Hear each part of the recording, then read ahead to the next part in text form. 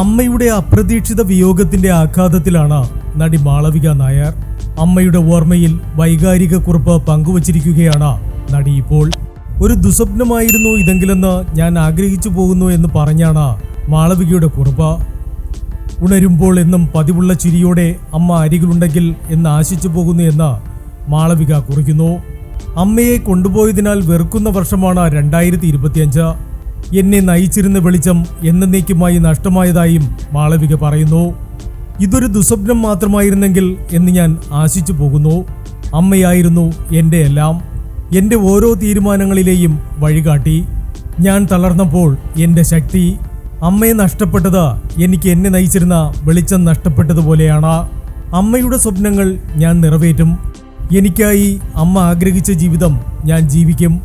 എൻ്റെ ഓരോ ശ്വാസത്തിലും ഞാൻ ചെയ്യുന്ന ഓരോ കാര്യത്തിലും അമ്മയുടെ സ്നേഹം എൻ്റെ കൂടെ ഉണ്ടാകും. അമ്മയെ വീണ്ടും കാണുന്നതിനായി ഞാൻ ദിവസങ്ങൾ എണ്ണി കാത്തിരിക്കും. 2025 എന്നെ തകർത്ത് കളഞ്ഞത് എനിക്കൊരിക്കലും സങ്കല്പിക്കാൻ കഴിയാത്ത രീതിയിലായിരുന്നു. അമ്മയെ എന്നിൽ നിന്നും തട്ടിയെടുത്തതിന് ഈ വർഷത്തെ ഞാൻ വെറുക്കുന്നു.